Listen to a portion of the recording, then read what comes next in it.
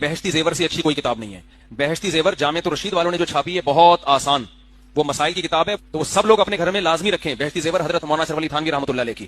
اور اس پہ کوئی اعتراض ہونا، کوئی کہیے یہ مسئلہ قرآن و سنت کے خلاف ہے، تو ہم بیٹھے ہوئے یہاں پرچی لکھ کے دے دیں، میں بتاؤں گا قرآن و سنت کے خلاف ہے یا نہیں ہے. کہتے ہیں بہشتی زیور حصہ نمبر 2 صفحہ نمبر 5 مسئلہ نمبر 26.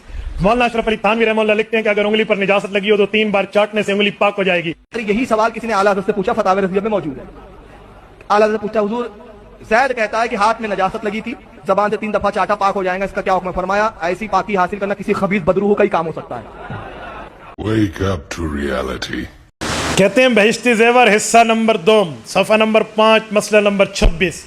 مولانا اشرف علی تھانوی رحمہ اللہ لکھتے ہیں کہ اگر انگلی پر نجاست لگی ہو تو 3 بار چاٹنے سے انگلی پاک ہو جائے گی، لیکن ایسے کرنا نہیں چاہیے. اگر عورت کے جسم میں قے ہو تو بچے نے 3 بار چوس لیا تو وہ پاک ہو جائے گا. کیوں لا حول ولا، مجھے دفاع کرنا آتا ہے. یہاں یہ لکھا ہوا ہے کہ انگلی پر نجاست لگی ہو تو چوس لو، یہ لکھا ہوا ہے.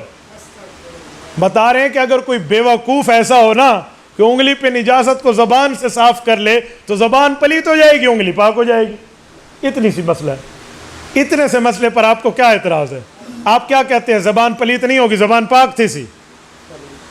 اور خدا کے بندے لکھا ہوا ہے اگر کسی نے یوں کر دیا، یہ تھوڑا ہے کہ ایسے کرو. مسئلے میں تو کئی جگہ، اب ایک جگہ میں کہتا ہوں قانون کھولے نا، آئین آرٹیکل کھولیے. اگر آپ لا کے اسٹوڈنٹ ہیں، اگر آپ نے لا پڑھا ہے یا لا سنا ہے تو آپ آئین کانسٹیٹیوشن آف دا پاکستان جو ہمارے آئین کی بک ہے اس کو کھولے، اس میں لکھا ہوگا کہ کسی نے اگر زنا کیا تو اس کی یہ سزا ہے. تو اس کا کیا مطلب ہے؟ ہمیں آئین کہتا ہے زنا کرو، کھوتی کو ہاتھ لایا، لوگوں دا عقل کوئی نہیں. بھائی آئین، بہشتی زیور آئین اسلام کی کتاب ہے، قانون اور فقہ کی کتاب ہے. اس میں تو لکھا جائے گا یوں کریں گے یوں ہوگا، یوں کریں گے یوں ہوگا، یوں کریں گے یوں ہوگا. آئین اور قانون اور لا کی بکوں میں لکھا جاتا ہے یوں جرم کرو گے یہ سزا ہے، یہ جرم ہے، یہ تعزیر ہے، یہ جرم ہے، یہ سزا ہے. یہاں تو یہی لکھا ہوا ہے. بھائی اشرف علی تھانوی رحمہ اللہ نے قانونی کتاب بہشتی زیور لکھی ہے، اس میں سزائیں لکھی ہیں. اور جو ان کی اسلامی کتابیں ہیں خطبات حکیم الامت 32 جلدوں میں ہے، وہ آپ کو نظر کیوں نہیں آتی؟ ملفوظات حکیم الامت 32 جلدوں میں حضرت تھانوی کی وصیت اور نصیحت اور اسلامی عوام کی کتاب ہے، وہ آپ کو کیوں نہیں دکھتی؟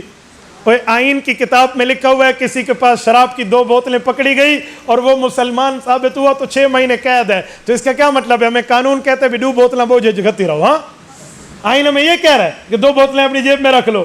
آئین کی کتاب میں لکھا ہے کسی بسیتے نے یوں کر لیا تو وہ یوں ہوگا، حکم تھوڑی ہے.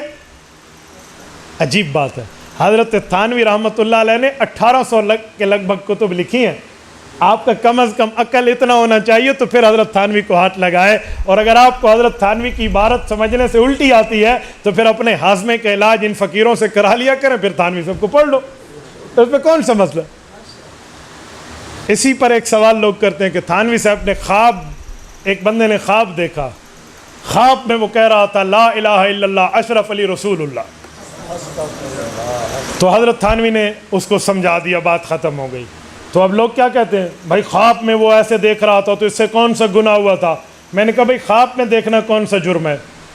میں جو خواب میں دیکھوں بھائی تیرا مولوی صاحب کسی پڑوسن کی عورت کے اوپر زنا کے لیے گیا ہوا ہے اور میں خواب دیکھوں، صبح اپنے مولوی کو کوڑے لگاؤ گے؟ کہتے نہیں خواب ہے نا. تو میں نے کہا جی ادھر خواب سمجھ آتا ہے، تھانوی صاحب کے وقت خواب کی بات تمہارا دماغ خراب ہو جاتا ہے. تو بھائی اصول سے سمجھا کرے نا. تو یہ اصول ہے، اسی لیے اصول کو اصول کے تحت سمجھیں. اللہ نے کرم کیا علماء دیوبند پہ، ان کو پڑھانے کے لیے درسگاہ بھی دی اور سمجھانے کے لیے خانقاہ بھی دی. تو ہم خانقاہ والے بھی ہیں، ہم درسگاہ والے بھی ہیں. کوئی مسئلہ ہو تو آپ خانقاہ اور درسگاہ میں آ کر سمجھ سکتے ہو. تبارك الذي نزل الفرقان على عبده ليكون للعالمين نذيرا.